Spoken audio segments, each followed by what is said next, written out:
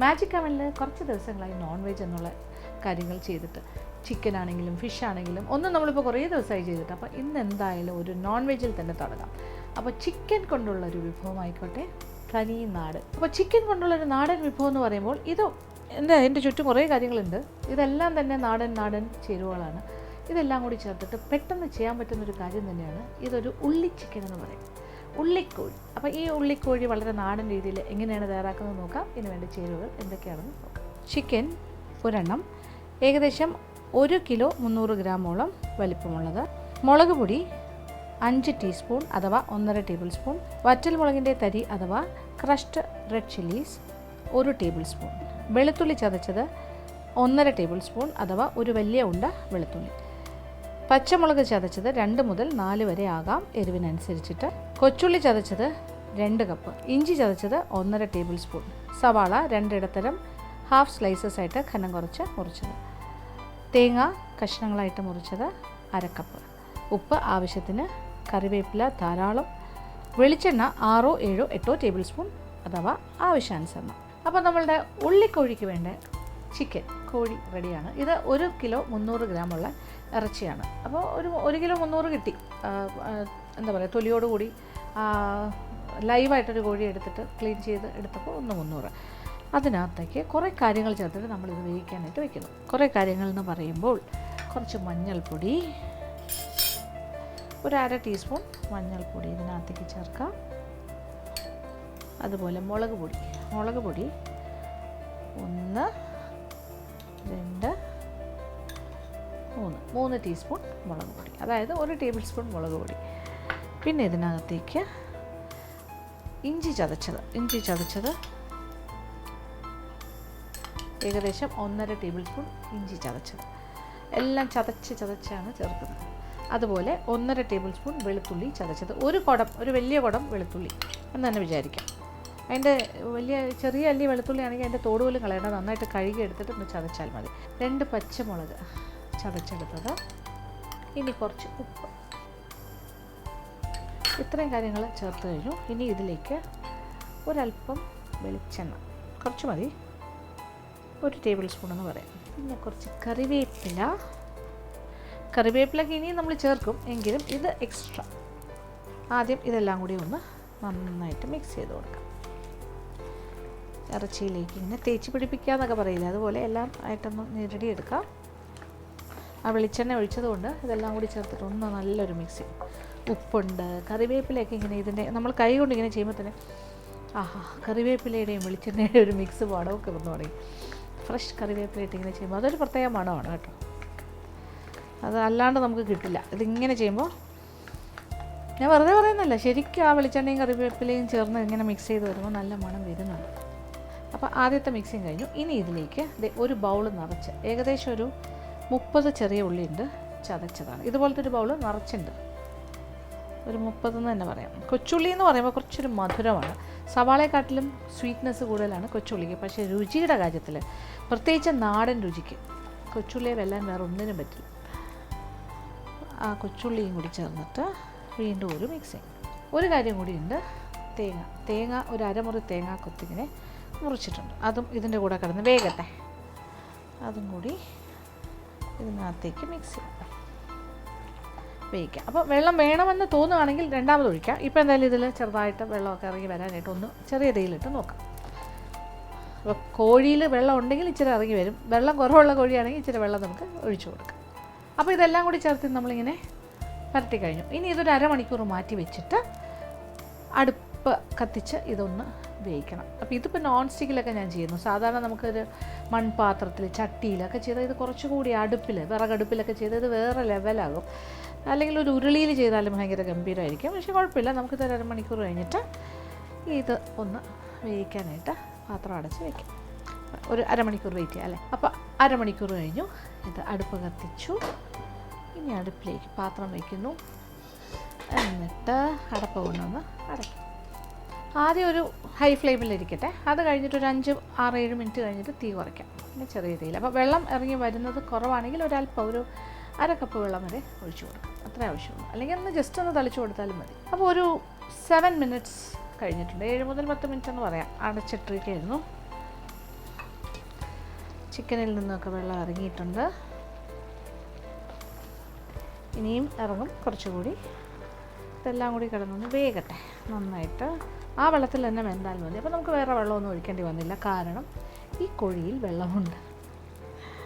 Okay, just ഒന്ന് ഇളക്കി വിടുക. ആ തേങ്ങാക്കൊത്തും എല്ലാം ഇതിൻ്റെ കൂടെ കിടന്നിട്ട് വേകും. അപ്പോൾ കംപ്ലീറ്റ് വെന്ത വെള്ളമൊക്കെ ഒന്ന് വറ്റട്ടെ. വീണ്ടും അടച്ചിട്ടിട്ട് ചെറിയ തീയിലിട്ടേക്കാം. അപ്പോൾ ഇനി ഇത് പാകത്തിന് വെന്ത് ചാറെല്ലാം വറ്റി കഴിഞ്ഞിട്ടാണ് ബാക്കി കാര്യങ്ങൾ. അപ്പോൾ അതൊരു വെയിറ്റ് ചെയ്യുക. ഒരു ഷോർട്ട് മാജിക് ബ്രേക്ക്. ചിക്കനെല്ലാം പാകത്തിന് വെന്തിട്ടുണ്ട്. വെള്ളമൊക്കെ ഏതാണ്ട് വറ്റിക്കഴിഞ്ഞു. ഇനി ഇപ്പുറത്തോട്ട് മാറ്റി വയ്ക്കുന്നു. എന്നിട്ട് കുറച്ച് വലിയ പാത്രം എടുക്കും. ഇനിയാണ് ഫൈനൽ പരിപാടികൾ ചെയ്യാൻ പോകുന്നത്. കുറച്ച് വെളിച്ചെണ്ണയിൽ ഒരു 2 സവാള, ചെറിയ സവാള ഇങ്ങനെ കനം കുറച്ച് നീളത്തിൽ അരിഞ്ഞ് വെച്ചിട്ടുണ്ട്, ഹാഫ് സ്ലൈസസ് ആയിട്ട്. അതിനി നല്ലതായിട്ടൊന്ന് മുരിച്ചെടുക്കാം. പാത്രം ചൂടായി കഴിഞ്ഞു. ഇനി ഇതിലേക്ക് വെളിച്ചെണ്ണ, ഇനി ഉള്ളി ഇട്ട് കൊടുക്കാം.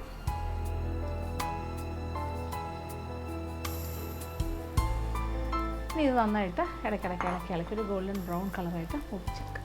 ഇത് നോക്കിയേ, നമ്മുടെ സവാളയുടെ നിറം നല്ലൊരു ഗോൾഡൻ ബ്രൗൺ ആയിട്ട് നമ്മളിങ്ങനെ വറുത്ത് പോരില്ലേ, കരികരിപ്പായിട്ട്, ഏതാണ്ട് ആ ഒരു ടെക്സ്ചറിലേക്ക് വരണം. ഇങ്ങനെ ആയിക്കഴിഞ്ഞാൽ ഇത് എണ്ണയിൽ നിന്നും മാറ്റാം. എന്നിട്ട് ബാക്കിയിരിക്കുന്ന എണ്ണയിലേക്ക് ഈ ചിക്കൻ ഇതിനകത്തേക്കാണ് ഇടാൻ പോണേ. വേവിച്ച് വെച്ചിരിക്കുന്ന ചിക്കൻ അതിൻ്റെ അരപ്പോട് കൂടി എന്ന് പറയാം. നല്ല മണം. ഇങ്ങനെ സവാള മൂപ്പിക്കുമ്പോൾ എന്ത് മണം അറിയാമോ, ഗോൾഡനായിട്ട് ഇങ്ങനെ വറുത്തെടുക്കുമ്പോൾ. നമ്മൾ ബിരിയാണിയുടെ വെള്ളമൊക്കെ വറുക്കില്ലേ ഇടാനായിട്ട്, അങ്ങനെ ആ രീതിയിൽ ചെയ്യുന്നു. ഇതങ്ങനെ ഒരുപാട് എണ്ണയിലിട്ടല്ല വറുത്ത് കോരിയത്. ഇങ്ങനെ ഇളക്കി ഇടും. ഇത് വേറൊരു പാത്രത്തിലേക്ക് ഞാൻ ആദ്യം ഒന്ന് മാറ്റുകയാണ്. ഇത് ചിക്കനിൽ ചേർക്കേണ്ട ഒരു സമയമുണ്ട്, ആ സമയത്ത് ചേർത്താൽ മതി, ഇപ്പോൾ വേണ്ട. ഇനി ഇതിലേക്ക്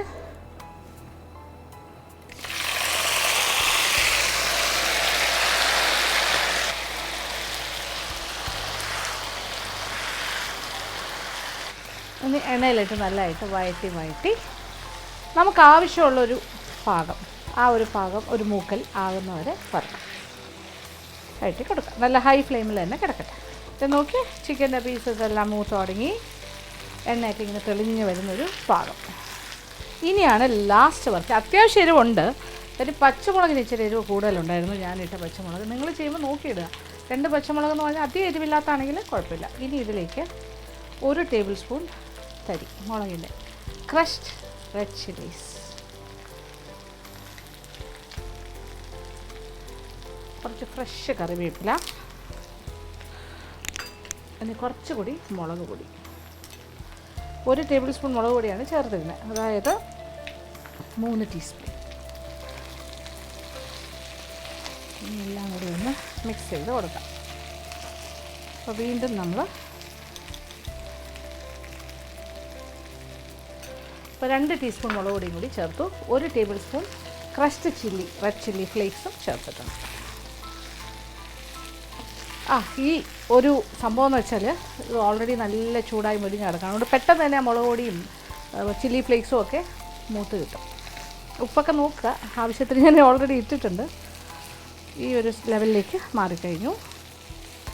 ഉള്ളി ചിക്കൻ്റെ ഫൈനൽ സ്റ്റേജിലേക്ക് കയറുന്നേ ഉള്ളൂ. ഇനി ലാസ്റ്റ് മാറ്റി വെച്ചിരിക്കുന്ന വറുത്ത സവാള ഇത് ഇതിനകത്തേക്ക് ഇടാം.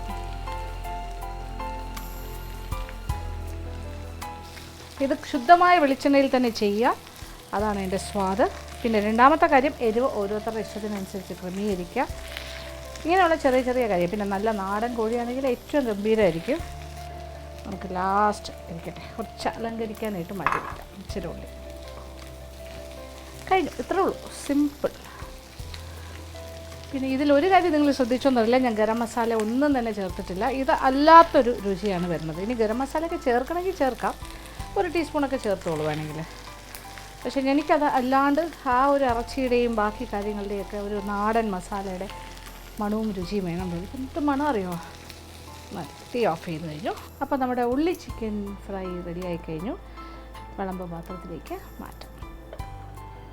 കുറച്ച് ഡ്രൈ ആയിട്ടുള്ള ഐറ്റമാണ്, കുറച്ച് ഡ്രൈ സ്റ്റൈൽ. ചെറിയ ചെറിയ പീസായിട്ടാണ് ചിക്കൻ, ചില്ലി ചിക്കനൊക്കെ മുറിക്കുന്ന പോലെ മുറിക്കുന്നതാണ് ഇതിന് ഏറ്റവും നല്ലത്.